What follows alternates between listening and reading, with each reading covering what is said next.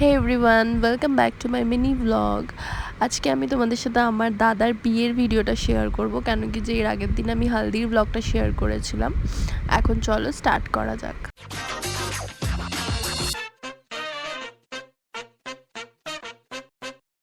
তো সকাল সকাল উঠে আমরা যে রেডি হয়ে বৌদিকে রেডি করে বেরিয়ে পড়েছিলাম। অ্যাকচুয়ালি বোনই বৌদিকে সাজিয়েছিল, দিয়ে আমরা যাচ্ছিলাম চার্চের দিকে। আর আমার তো এখনও পর্যন্ত গলার মারাত্মক খারাপ অবস্থা, ঠিক করে আমি নিঃশ্বাসও নিতে পারছি না, এতই ঠান্ডা লাগিয়েছে। অ্যাকচুয়ালি বিয়েটা ছিল 10th এপ্রিল, কিন্তু আমি এটার ভয়েস ওভার দিচ্ছি যে তোমার আজকে 18 তারিখে। তো যাই হোক, আমরা পৌঁছে গেছিলাম চার্চে। সেখানে গিয়ে কিছু ফটোজ নিচ্ছিল রাহুল, আর গ্রুম এখানে সাইডে দাঁড়িয়ে পা চুলকাচ্ছে। এটা গ্রুমের বোন, আমার দিদি, আর ইনি হলেন গ্রুমের বৌদি, বড় বৌদি, আমারও বৌদি।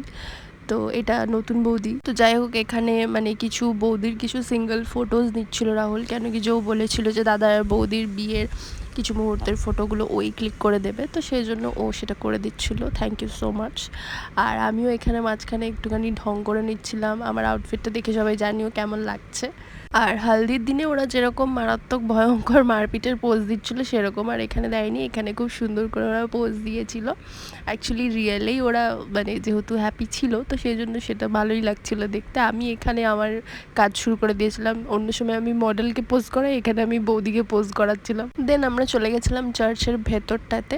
এটা আমাদের সোনারপুর চার্চ, যেখানে আমরা অনেক ছোটবেলায় যেতাম, যখন হয়তো আমি ক্লাস 1-2 পড়তাম তখন যেতাম, কারণ এটা সোনারপুরের সব থেকে পুরনো চার্চ। তো যাই হোক, এখানে গ্রুম আর ব্রাইডের এন্ট্রি হয়ে গেছিলো। আর গ্রুম তো এখানে ফোনই ঘেটে যাচ্ছে, খুবই বিজি ছিল সেই দিনকার। তারপরে এখানে শুরু হয়ে গেছিলো ওদের কাসমে ওয়াদে প্রমিসেস নেওয়ার পালা। তো এইভাবে আমাদের বিয়েটা হয় আর কি, খ্রিশ্চানদের।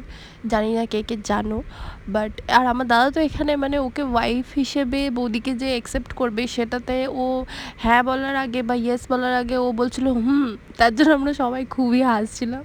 তারপরে ফাদার এখানে রিংগুলোকে ব্লেস করে দিচ্ছিল, কেন কি যে এবার ওরা দুজনকে রিং পরাবে। আর আমরা তো সবাই পিছনে বসে বসে মজা নিচ্ছিলাম, আর সবাই হাসছিলাম, এনজয় করছিলাম। ওদের তো দেখে মনে হচ্ছিল ওরা খুবই নার্ভাস। তারপরে যে ওরা দুজনকে মালা পরিয়ে দিচ্ছিল, যেটা তোমরা ভিডিওতে দেখতেই পাচ্ছ। আর মাঝখানে আমার ব্লগটা খারাপ করছিল রাহুল, কেন কি যে বারবার করে গিয়ে যে ফটো তোলার জন্য এদিক ওদিক ঢুকছিল।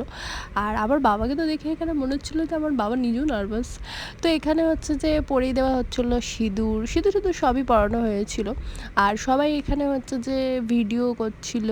আমার তো ওদেরকে দেখে খুবই টেনশন হচ্ছিল। আমাকে তো সবাই বলছিল বিয়ে বাড়িতে যে এরপরে কি তোর হবে। আমি তো মনে ভাবছি এখন আমার বহুত দেরি, আমি পারছি না এইসব করতে।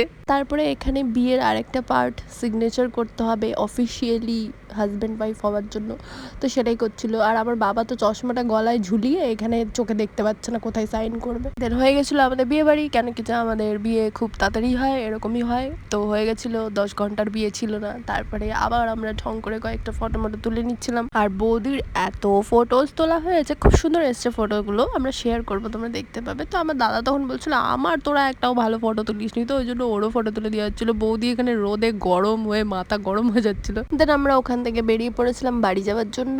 তো এখানে আমরা খাচ্ছিলাম অমৃতি। কে কে খেয়েছো জানি না। তো এটা মিষ্টি মিষ্টি খেতে হয়, অমৃতি বলে, জিলেপির মতো দেখতে, বাট এটা জিলেপি না।